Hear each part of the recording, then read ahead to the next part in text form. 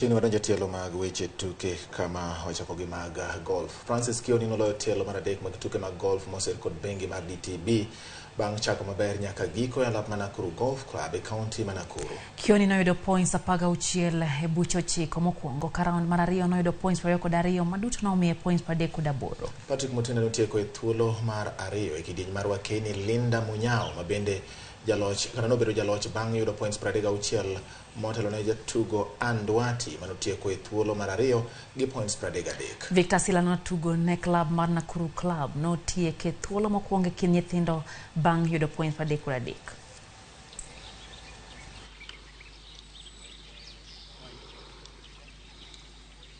In the larger context of things, you see Kenya is a very sporty country, and globally we are known to be a sporting nation.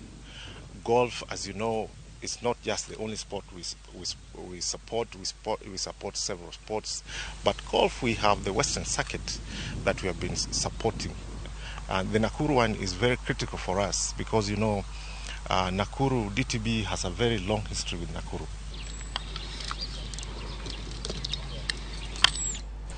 Abdul Baga gi